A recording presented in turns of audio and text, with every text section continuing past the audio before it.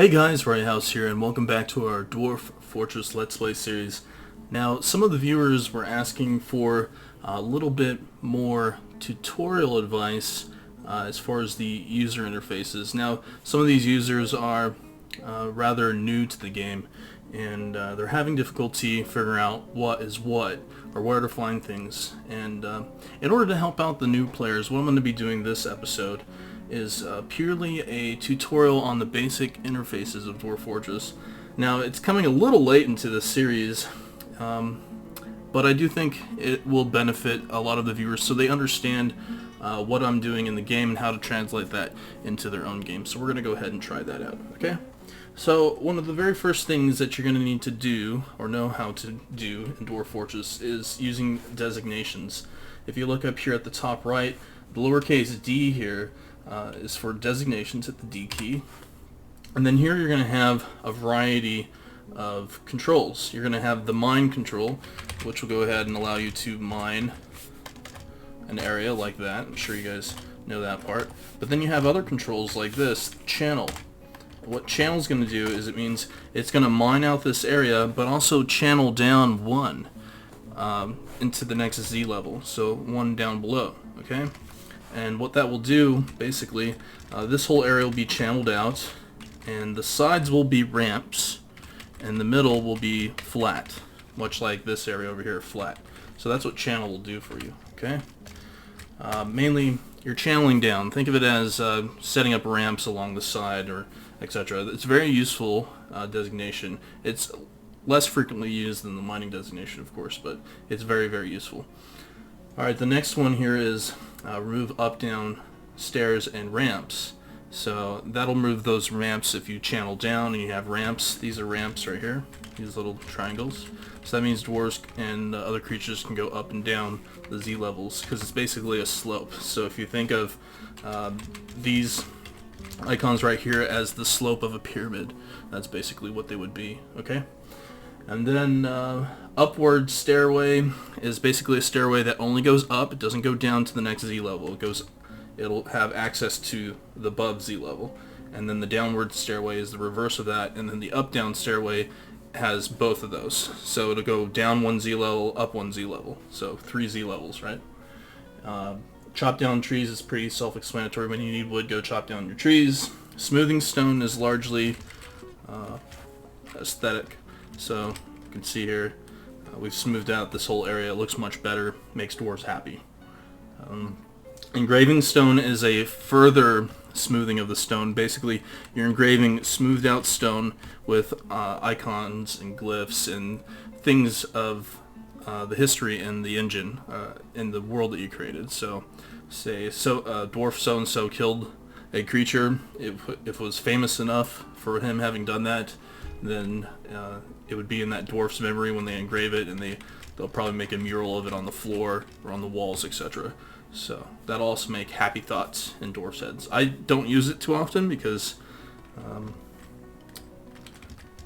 the tiles, when you do that, can be difficult to distinguish, and they're all varied. So I would use it very sparingly.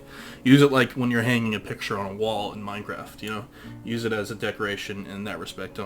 Don't engrave your entire fortress. It'd look pretty crazy. Alright? What else? Carve fortifications. You can actually carve fortifications out of the walls, much like smoothing the stone gives the walls a wall look, right? The sides of the cavern here are smoothed into a wall. So these were basically constructions placed as walls. This was the side of the cavern smoothed out into a wall. They look the same. Fortifications allow your marked dwarves to shoot through a wall. So basically it would be a parapet or a rampart on the side of a castle wall. So if you made all these fortifications, nobody could pass between them, but marked dwarves can shoot out of them. And enemies can shoot into them as well, so keep that in mind. That's why I usually have them elevated, because if a group of enemies came right up here along your fortifications, they could utilize them. But they can't if it's a Z level above. Alright? What else? Carve track. Track is used for minecarts in this game. I'm not going to go in depth on that just yet because I haven't done it myself. It's something that we're going to be exploring later on in this series. So keep that in mind. You need to carve. You can carve mine tracks naturally out of the rock to move your mine carts, but like I said, we'll be going into that in the future. And then you have your remove designation. You use the remove designation to remove any placed or not placed constructions, such as these designations to mine here. I can remove these designations right there, the darker rocks. And then you have remove construction. That would be for walls that were placed, like over here. So if I go to the end key, you can see it'll show us what everything is that was constructed. So all the walls here have been constructed as walls. Okay, so we can remove those. And then set building and item properties. Very useful for when you want to do mass reclaim outside on a lot of forbidden items off of dead enemies. Also, you could set up melt item commands if you have a stockpile of metal items. You could use that to set them all as melt items. I tend to not use it for that. I tend to go into one of our other, I'll show you. I tend to go into our stocks like so, and then find the items that I want to melt individually. It's much better that way, I think. It takes a little more time though, but it's much more specific, and you don't end up melting a metal artifact, for instance, on accident. Okay, so that is pretty much designations. Probably one of your most important functions in the game right here. Alright, so there's also set traffic areas, which are important, especially when you start setting up minecarts. Minecarts will run over your dwarves and kill them. So if you have minecarts, you might want to set that track as a no traffic area. Nobody can walk across it. No jaywalking, so they don't die. Very important, okay? So, but we'll get into that more in the future. Alright, so that's designations. Now, the next big thing is the B key. The lowercase b key. Let me see if I can find it here. Building. This is going to have everything you can build in the game. Now, if you just go down the list, like when you first start playing this game, go down the list, read all this stuff. Try to put it in your head so that in the future, like, I need to build this, you'll know where it's at on the build list, because it's pretty long. But this list also has sub-menus, such as workshops. And workshops is where you're going to be building your mason shop, your carpenter shop, etc. Also, there's a number up to the upper right, or the right side of it. It'll show you how many of each workshop you have in the fortress already built. So keep that in mind. If you're not sure if you have something, just check this list here. You can see we don't have a millstone, and we don't have a screw press. So those are two workshops we're missing. Now, workshops is a sub-menu. Furnaces is also a sub-menu. That's the E key. With the E key, you can see here we have a wood furnace, a smelter. We do not have a glass furnace or a kiln just yet. Kilns you use to turn clay into pottery, right? So you make a clay object, you fire it up in a kiln, and it turns into a clay pot. Glass furnace, same thing. You take sand, you put it in the glass furnace, and you get glass, okay? Alright, so this is very useful right here. Another sub-menu, if we go down here, would be traps and levers, the capital T. Alright, here you can place stonefall traps, weapon traps, levers, pressure plates, case traps, upright, spears, spikes. Now, let me go over these traps real quick. The stonefall trap is your basic trap. It's very simplistic. Keep in mind when you place traps, you don't want to place them along the avenue of where the trade wagons are going to move. So, for instance, this central line right here is where a 3x3 wagon has to move through. And if you have any traps in the way, in any of these spots, the wagon will not be able to move. An easy way to check that is... where is it at? Where is it at? It's been hauling. No. I'll have to show you guys that later. I don't want to confuse you.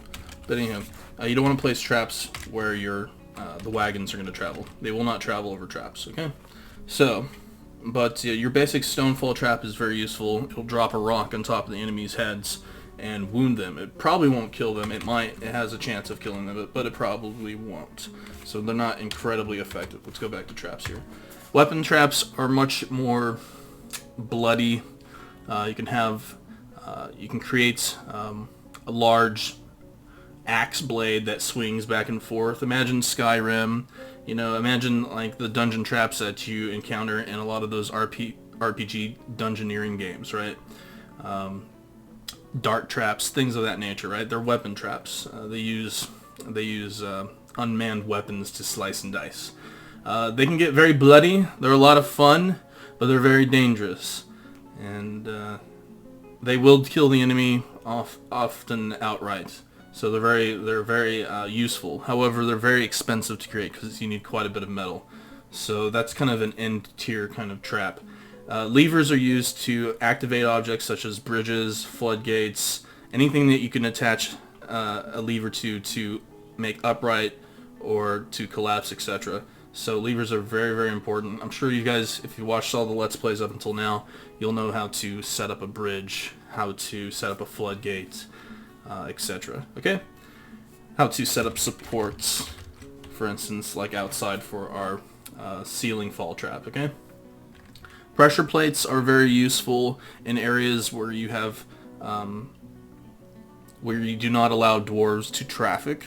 If you have your dwarves trafficking in an area where you have pressure plate traps set up, your dwarves are going to step on those pressure plates, and the traps are going to go off killing your dwarves. So they're very useful on outlying areas. They're very useful once you set up your burrow system and you don't allow your dwarves to traffic certain areas, but you know that this area would be perfect for a bottlenecked style pressure plate / upright spear spike trap, right? Like a pitfall trap. They step on the pressure plate, they fall into a pit, and they get impaled on spears. So that takes quite a while to figure out, but it's fun nevertheless. And then cage traps are probably one of the most used traps in the game. Cage trap is basically a creature walks on the trap, they get put into a cage. Not all creatures can be put into a cage, but quite a few can. So they're very, very useful. The only problem, I would probably be using them if not for my fortress design here. So I've opted out of not using the cage traps for this fortress because I have to have the wagons get into the middle, and this avenue would be perfect for cage traps. However, like I said, we need to trade. Alright, so that's pretty much it for traps, etc. Now, one of the first things you're going to need to do when you set up your fortress is set up stockpiles. You can do a jack of all trades gigantic stockpile if you're new. Later on you can specialize your stockpiles to your own desire. Like personally, I like to specialize my stockpiles. It makes visually seeing what I have available much easier on me. And it also keeps the resources close to the workstations, right? So the idea is efficiency. You want to be able to produce as much as you can as fast as you can. Alright, so that's stockpiles. They're relatively easy to set up. You can see if you hit the P key for stockpiles, you have tons and tons of different options available here to segregate your stocks. Alright, now let's see, what else can we check out here?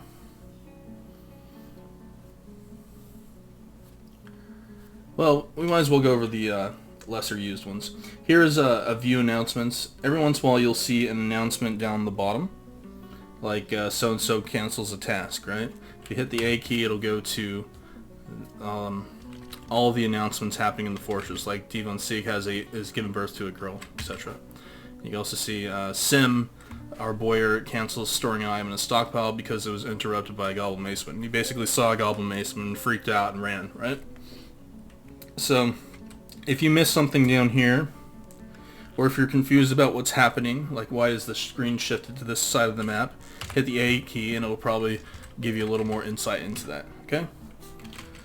Now, if you hit the tab key, it'll control your user interface over here on the side. You can get rid of it entirely if you have all the keys memorized. I personally don't. I constantly use this as a reference right here. It'll also give you a little mini map if you like that. I don't. I don't really need it. But it's there. It's available.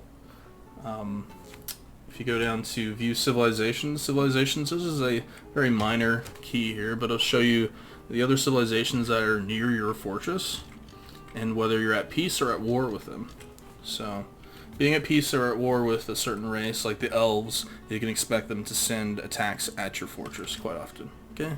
Same with the goblins. They're pretty much going to be at war with us all the time. It says here that they are at peace with our neighbors. So, but as you can see, they just sent a vile force of darkness at our doorstep. So, don't trust the goblins. All right. If you hit the U key, this is very useful. Go to your unit list, and here it's set up into 4 different tabs: citizens, pets and livestock, others, and dead and missing. All right. So here you can go ahead and review everything that's on the fortress that's an object or an individual creature, right? So you have here all your dead and missing. If they're missing, they're probably dead or stolen by a goblin thief, right? So they're gone. It's just going to take a while for your dwarves to go and find their dead bodies. And if they fell in the water, then the chances are they might not ever find them. So, and then here are the others. Others are going to be other creatures that are not tamed within your fortress. So there's a small herd of horses and mountain goats out there in the wild. You can see they're called wild animals. Also, goblin invaders and other creatures like forgotten beasts will be here. Pets and livestock, these are things that we actually own, and whether they're caged or not. And then all of your citizens, including all the dwarven babies. Okay? So that's the unit list key. Very useful, especially early on when you have only a few dwarves. It's very simple to find a dwarf. When the list gets longer and longer, it does become more difficult to find a specific dwarf. They don't have like a type out their name search function, unfortunately. Not yet. Alright. Let's see here. Points, routes, and notes. Capital N. You can place a point, a route, and a note. This is actually very useful for designating your levers. If you have a bazillion levers like I do, then you might want to place some notes there stating what is what, just to helpfully remind you. Okay, I haven't done that yet, and I probably should. I'll probably do it after I finish recording. But very useful. And then you have make burrows. That's the lowercase w key, and we went over burrows earlier, so you should have a better idea, although not perfect. A better idea of how to set up burrows. And then the Q key is very interesting. If you go over your workshops with the Q key, you can go ahead and create the items that you want at the workshops. Very, very useful. You can also use the Q key to remove constructed buildings, such as the bridges. You could also use it to interact with the items you place down to set up rooms, such as beds, tables, thrones, armor stands, weapon stands, archery targets, all types of items. So if you have an item placed and you want to see if it actually has a secondary function other than just being placed on the map, hit the Q key and hover it over the item and see up in the upper right if it does anything for you, like create a room or create a dining room or an office, etc., or a barracks. Okay, so that is that. Now, what else? Let's go down to the view units, or the lowercase v. If you hit the V key, that's actually going to let you view the closest character to your cursor here, right? So, for instance, if you hover it over this dog here, Tubul English Dodak, the pet of one of our dwarves here, Caraxus, then you can go ahead and check out everything about him. You can hit the Z key for status, the W key for wounds if it's wounded, the P key for preferences, which will usually be dictated as their jobs, etc. You could set up their jobs in the game if you don't want to use Dwarf Therapist. The I key for the inventory, what they're carrying, and the G key for general. Let's go over a dwarf here for that. You can see over here the G key around general for McCormick here. It's showing that he's participating in an individual combat drill right now with his unit. And these are also his abilities as a dwarf, the knowledge that he has. So you can see he's a novice Marks dwarf. He's a bit rusty, but he's a dabbling hammer dwarf. He's just begun training that skill. And so if they don't use their skills over time, they'll become rusty and less proficient with them. So those skills will slowly degrade away. Alright, so that is that. That's the V key for view units. Very, very good key to use. One of the keys that I use most frequently is the K key. Let me see if I can find that for you. K key stands for look. So if you hit the K key, you can look around on the map, and wherever your cursor is, it'll describe what's there on that tile. So this is marble, this is yellow sand, this is a marble boulder.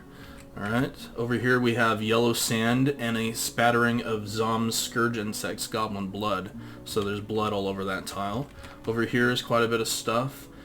Stas Bub Bosasad's partial skeleton, one of the slain goblins, and all sorts of blood and vomit all over this area, along with the spattering of voracious cave crawler ichor. So you can see that there's quite a bit of information just on each tile, and the look key allows you to check out what's going on. Also, if you hover it over your workstations, if there's any items at the workstation, it'll be right in the center of the workstation. Okay?